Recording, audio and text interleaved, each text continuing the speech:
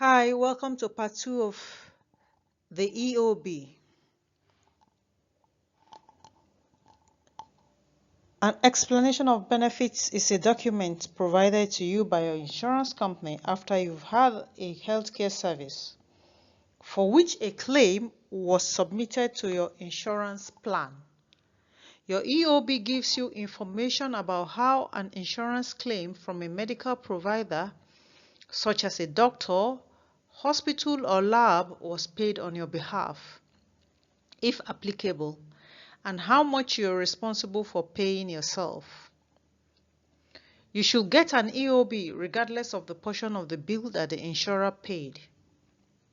Depending on the circumstances, the insurer might not be paying any of the bill. This could be the case if the service wasn't covered by your plan or if the full cost was applied to your deductible and deemed your responsibility to pay. But in other circumstances, the EOB will indicate that the insurer has paid some or all of the bill that would leave you with either a portion of the charges or no out-of-pocket costs at all. You should get an EOB if you have insurance, a health plan from your employer or Medicare.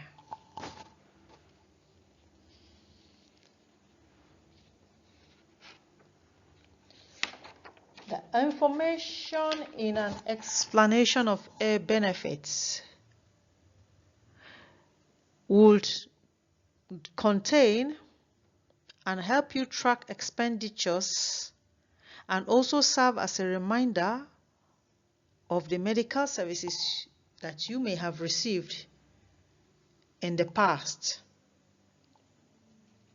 A typical information would contain patient, insured ID number, claim number, provider, type of service, date of service, charges, amount the health plan paid, and the total patient's cost.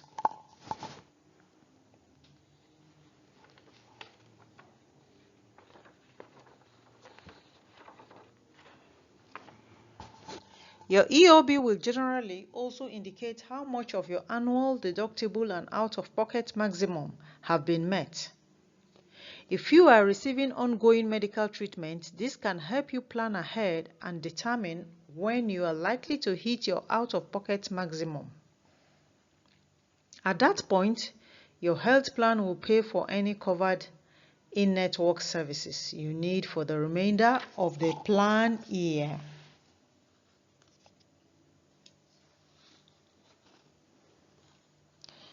Let's go over an example. We use Mr. Y as the patient. We'll create an insured ID number as 7380305053020411. This will be the plan identification number. Then we create a claim number which will go as 535000878. This will be the number assigned to Mr. A, who is the patient. The provider will be Dr. Dixon. He will be the medical director of that facility or the primary care physician. The type of service could be a follow-up visit or radiology or treatment. This treatment could be minor surgery, etc. Date of service, for example, can be 01/01/2020. The charges could be $140 that Dr. Dixon had billed patient A within the Advantage plan. The not covered amount out of the 140 US dollars could be $60 of Dr. Dixon's bill that Mr. A, who is the patient, will not pay. The code that will be assigned to this, for example, could be 253, which describes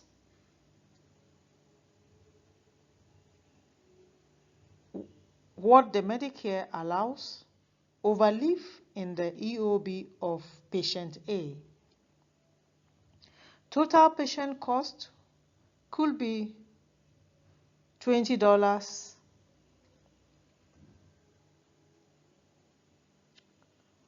which is the patient's co-payment, visits pay or co-payment on the visit, on a particular visit. Amount paid to the provider could be $40 or $30 or $60, which is the amount of Medicare Advantage plan that has been sent to Dr. Dixon. Let us do some maths. Dr. Dixon is allowed $65.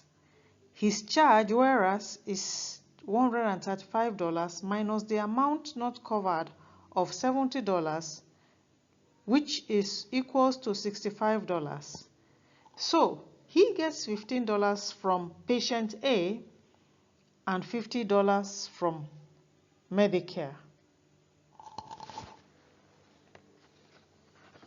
Viewers, do not forget to like, share, subscribe, and hit the notification bell. Why is your explanation of benefits important? Healthcare providers, offices, hospitals, and medical billing companies sometimes make billing errors. Such mistakes can have annoying and potentially serious long-term financial consequences. It could also have long-term legal consequences. Now, your EOB should have a customer service phone number. Do not hesitate to call that number if you have any questions or concerns about the information on the EOB. The information on the EOB, if you think it is not accurate, or you think there's something that needs to be added, you can reach the responsible person on the customer service number to air your complaint or to request for a review. Your EOB is a window into your medical billing history. Review it carefully to make sure you actually receive the service being billed, that the amount your healthcare provider received and your share are correct, and that your diagnosis and procedure are correctly listed and coded. It's also important to make sure that your records reflect the same numbers that the EOB shows in terms of your progress towards your deductibles and out-of-pocket maximum for the year. Once you have met your deductible, your health plan will start paying for more of your care. And once you have met your out-of-pocket maximum, the plan will start paying 100% of your covered in-network costs for the rest of the year. So it is important to make sure that these amounts are accurately reflected on each EOB.